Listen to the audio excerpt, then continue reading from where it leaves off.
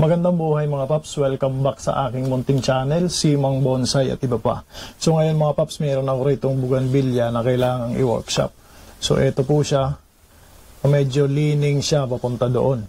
So ngayon mga paps, samahan niyo po ako para i-prune natin to at i-wire na din yung initial wiring. So mga paps, ito yung itsura ng kanyang base. Ayan, medyo hindi masyadong kita, pero yan exposed roots po yan ng konti, tapos nakalin dito. Yan po ang kanyang previous style. So ngayon, ang unang gagawin ko mga paps, babawasan ko muna lahat ng dahon para medyo umiksi. So hindi ko naman po yung gagamitin lahat, kaya babawasan ko muna para mas madali yung ating pag-workshop. Yan, bawasan ko po muna ito lahat para umiksi po yan. So pruning muna mga paps para maihanda ko po ito sa mamaya sa wiring, saka sa branch selection na rin para mas madali. Yung iba mga paps ang ginagawa ay i-defoliate. So sa akin ngayon ito muna binawasan ko muna yung sanga. Kung makikita nyo, mas na pinorma ko muna. Ngayon pupunta po ako doon sa mas detailed na pruning. So unahin ko itong pinaka baba na parte ng branch. So mga paps, ito yung lowest portion ng branch. Makikita nyo po yan. Yan, meron po siyang multiple branches. Meron ditong papunta sa loob na yan, papunta doon ang direksyon at nasa ilalim. So tanggal na po kaagad yan. So eliminated na agad siya sa pagpipilian. Tapos dito makikita nyo sa isang part, sa isang side lang, multiple din yung branches. So babawasan ko na kaagad. Tatanggalin ko itong nasa gitna.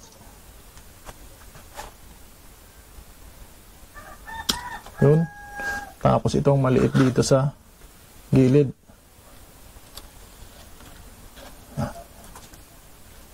So hindi po kailangan ng napakaraming branches sa isang spot. Magkikreate lamang yan po ng bukol. Yung part na yan na may branches ay magbubukol. Yan, itong nandito po sa loob. Yan, ito, meron dito. Tatanggalin ko na po yan. Okay. So pagdating dito mga paps, ito, meron ditong tumubo sa taas. Makikita niya po ito. Papunta siya sa taas. So hindi po yung kailangan. Diretso tanggal na din yan.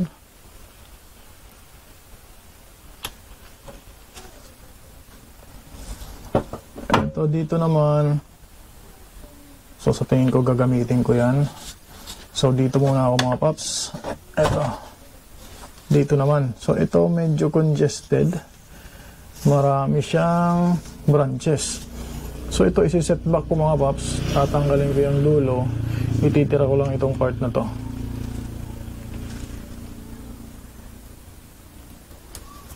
Meron kasing branch dito na isa. So tatanggalin ko itong pinakadulo.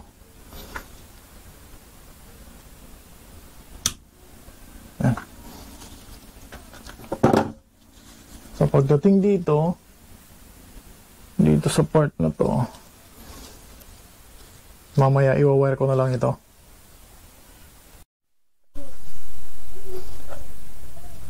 So dito sa part na to, sa tingin ko i-wire ko na lang din to. Pero babawasan ko muna itong mga stub, yung mga pinagputulan ng nakaraan. Tapos natanggalin ko po itong mga tumubo dito sa mga gilid, mga sakir na yan. Tanggalin na natin yan. Linisin natin yung mga pinagputulan.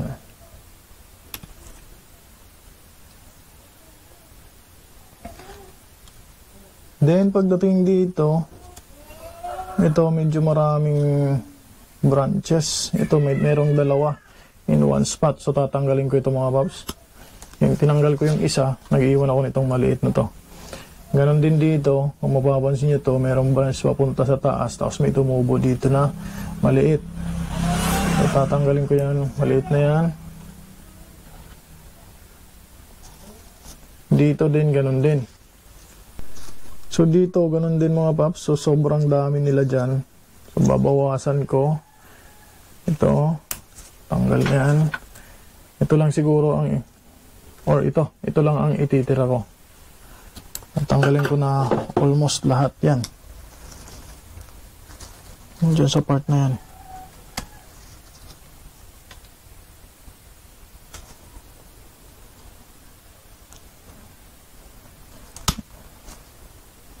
Pati itong nandito na to sa loob. Tatanggalin ko na rin to.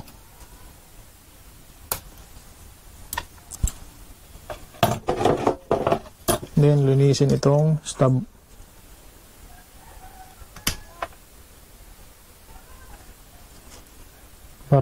Para hindi na ulit tumubo mga paps yung branch na yon. So tatanggalin ko na yung part kung saan sila tumutubo.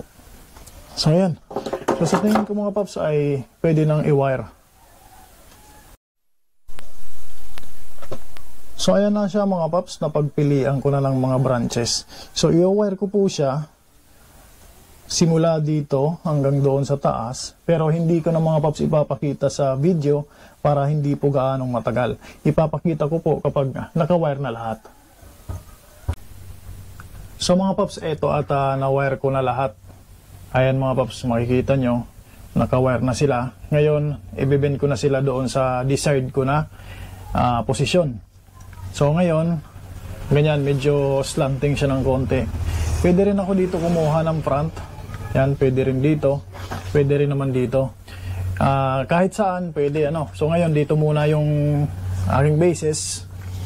Ito, meron ditong mahaba. So hindi ko na yan winner kasi plano kong tanggalin. Meron namang mas maliit pa dito na lumabas. So tatanggalin ko muna tong mahaba na to. Yan.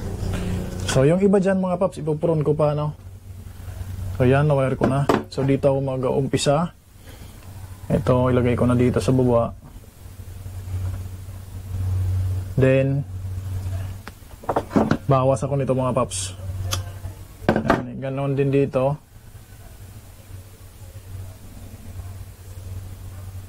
Yan. Tapos may yung tulad nitong mayroong shoots dyan na maliit, lalagay ko na yan sa labas para preparation sa paglaki niya ng posisyon. Yan. So ganun din dito iba, lalagay ko na po lahat sa kanilang mga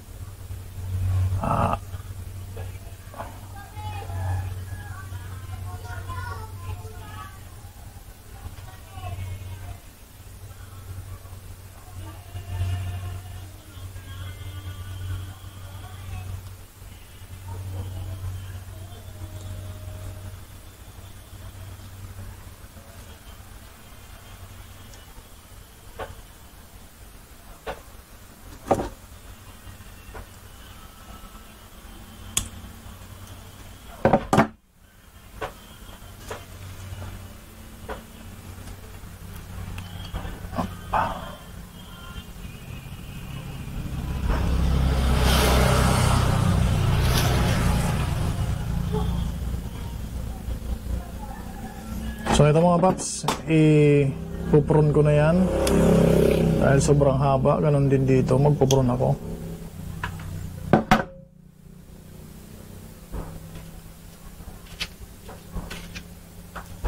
So medyo marupok mga paps yung ating material ngayon dahil nababad ito sa ulan. Kaya dinadahan-dahan ko yung pagbibend.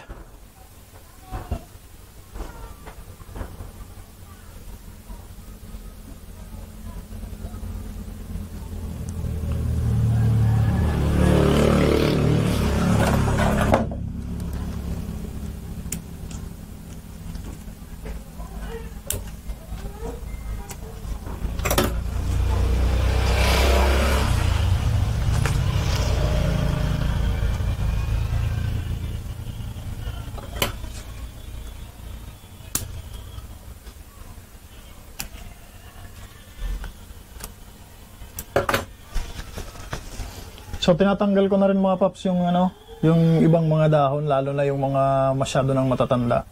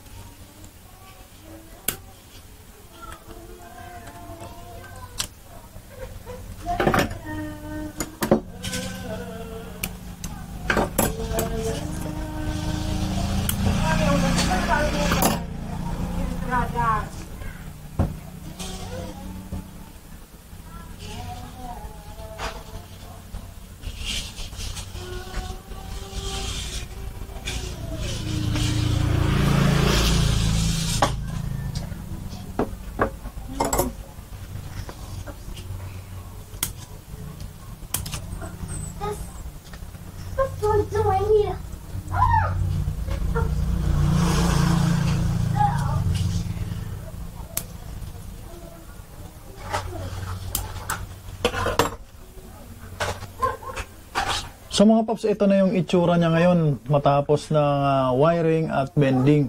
So nakadistribute na po yung kanyang mga sanga Ayan, ito po yung sa apex niya. Tapos ito po yung napili kong front as of now. Pero pwede rin pong ganito. Ito yung front. Yan, pwede rin yan. Yan, pwede rin ano. Pero sa ngayon, yan lang po muna. O, yan. So, ito po ang itsura niya. Nakabend po siya papunta doon. So mga paps, sa ngayon, hanggang dito lang muna itong aking video tungkol dito sa pag-workshop nitong aking bougainvillea na bonsai. So sana po mga paps ay meron akong na-share sa inyo. Sana po ay meron kayong natutunan. So yun lamang po. Once again, iimbitahan ko po kayo na mag-subscribe. Click niyo po yung notification bell at share niyo na rin para makaabot doon sa mga nais pang mag-bonsai na lalo pa yung mga beginner, ano mga paps. So yun lamang po. Magandang buhay at happy bonsai.